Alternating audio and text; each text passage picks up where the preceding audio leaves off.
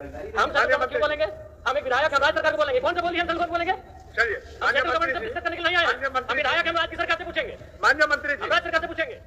ये राजनीति, ये बहुत गंभीर विषय है। और नहीं तो जो विधायक निधि है नहीं दीजिए। वैसे भी हमको 5 करोड़ में क्या बनाते हैं? पीसीसी बनाते हैं।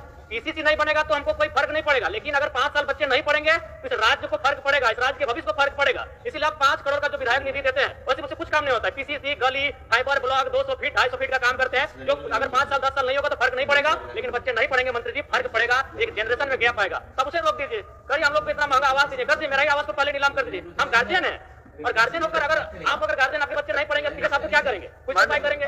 माननीय सदस्य, नहीं, मैं सुझाव दे रहा हूं कि आप उनको ऋण दीजिए। स्थापना से और इस पर जब भी बातचीत होती है तो विभाग राज्य सरकार केंद्र को दोष देने का कार्य करती है। तो मैं स्पष्ट जानना चाहता हूं, क्योंकि उन्होंने उत्तर में भी लिखा है कि केंद्र सरकार से राशि प्राप्त होने के उपरांत भुगतान की कार्रवाई की जाएगी। तो मान के चलते अगर केंद्र ने राशि का भुगतान नहीं किया तो आप स्पष्ट शब्दों में कह दीजिए कि ओबीसी छात्र छात्राओं को स्कॉलरशिप नहीं मिलेगा।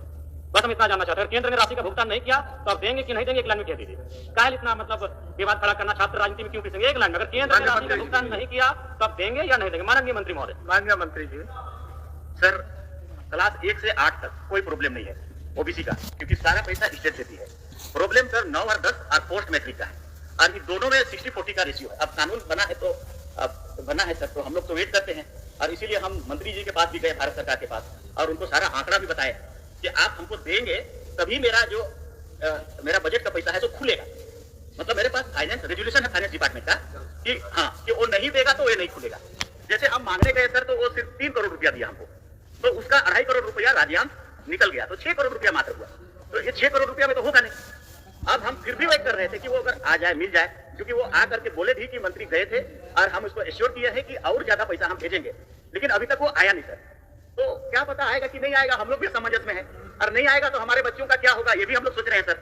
और इसीलिए हमारे पास बजट में जो पैसा है, क्योंकि उसके लिए एक प्रावधान है कि उधर से आएगा तभी हम खोल सकते हैं, इसको शिथिल करने की आवश्यकता हम महसूस कर रहे हैं सर। हमको देना है सभी ओबीसी बच्चों को, उसको आगे बढ़ाने के लिए हमको महसूस है इस बात को। इसलिए सर करीब करीब हमारे पास काफी इतना पैसा है जिससे कि ये संभव हो जाएगा। बजट के अनुसार 275 और 9-10 के लिए 39 करोड़ और 275 करोड़ है हमारा पोस्ट मैट्रिक के लिए, इतना पैसा है। तो ये शिथिलीकरण के लिए हम लोग लेटर लिख रहे हैं। कल हमने पिक पत्र भी जारी कर दिया सेक्रेटरी को कि आप इसका वैकल्पिक व्यवस्था करें। केंद्र नहीं देगा तो उसकी बात है, मत देने दीजिए, हम क्या करेंगे उसको बात बताइए। मेरे पास बजट में है, उसको क्लियर करिए। तो हमने लिख दिया है, कुछ दिनों में हम लोग इसका व्यवस्था करेंगे। पिछले कल के अनुसार हम शायद लगता है कि इसको हम लोग ठीक कर देंगे। चलिए जयराम जी, अच्छा उत्तर हुआ।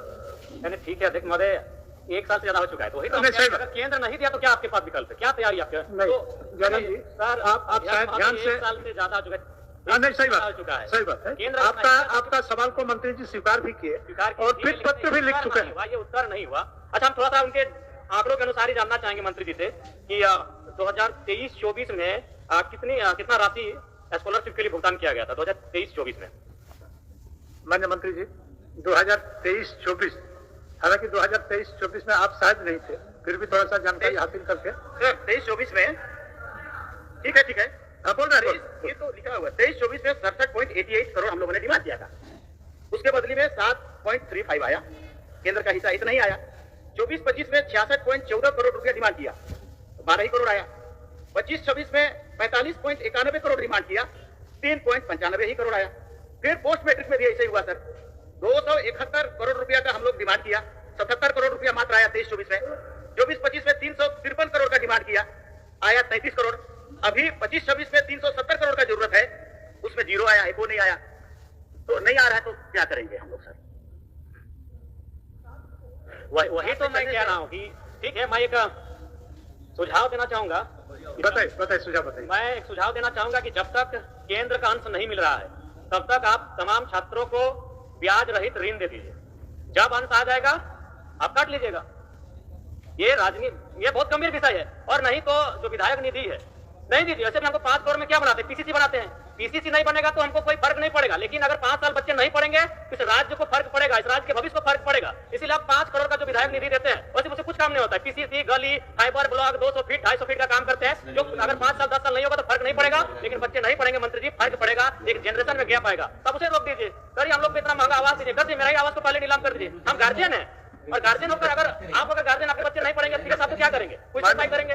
मान्य सदस्य, नहीं, मैं सुझाव दे रहा हूँ कि आप उनको ऋण दीजिए। भावना से नहीं, एक साल बीत चुका है, 1 साल बीत चुका है। भावना 15 दिन के लिए होता है, भावना 15 दिन के लिए होता है, आपका भावना 25 दिन के लिए सही है, आपका भावना तो सही मैं है। सुझाव दे रहा हूँ उनको ऋण दीजिए, बिना ब्याज के ऋण दीजिए। हम सेंट्रल गवर्नमेंट को बोलेंगे, हम एक विधायक हम राज्य सरकार को बोलेंगे, कौन से बोलिए हम सेंट्रल गवर्नमेंट बोलेंगे? चलिए, हम सेंट्रल गवर्नमेंट से डिस्कस करने के लिए नहीं आए, हम विधायक हम राज्य सरकार से पूछेंगे, मान्य मंत्री जी हम राज्य सरकार से पूछेंगे। बोल रहा है, ये रीट का बात नहीं है।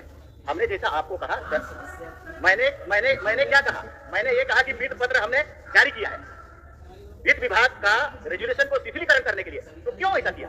पैसा लाने के लिए। ज्यादा से ज्यादा जल्दी से जल्दी पैसा आएगा हम लोग डिस्ट्रीब्यूट करेंगे, लेकिन हम केंद्र का हिस्सा है तो उसको देना उनका ऑब्लिगेशन था कि नहीं था? उसको वेट करेंगे कि नहीं? वेट कर रहे थे, नहीं आया तो अब हम अपना प्रक्रिया शुरू कर दिए स्टेट का पैसा देने के लिए। कुछ समय लगेगा, कर देंगे हम लोग। ठीक कर देंगे। अध्यक्ष महोदय इससे संतुष्ट हो पा रहे हैं, आप नहीं दिया केंद्र तो क्या करेंगे? वही एक लाइन बोल दीजिए, नहीं हम कुछ नहीं बोल दीजिए एक लाइन में, अगर केंद्र का अंश नहीं आया तो राज्य के ओबीसी छात्रों को स्कॉलरशिप नहीं देंगे। जयराम जी माननीय मंत्री ने बड़ी उदारता के साथ आपको जवाब दिया। आदरणीय मंत्री जी से हम कहेंगे 1 साल से ज्यादा हो चुका है। हाँ, ठीक है।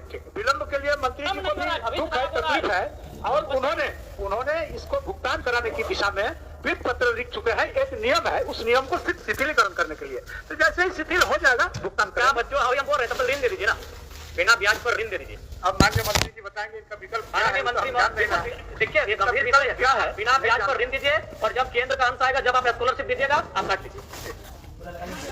सर ऋण एक तो सरकार या विधि या विभाग बैठिए जरा चलते चलता है ना सर। अब वो ऋण कहाँ से आए, कौन जगह से कौन फंड वहां से? हमारे पास जो स्कॉलरशिप का चीज है उसी पर हम सोल्यूशन निकाल सकते हैं।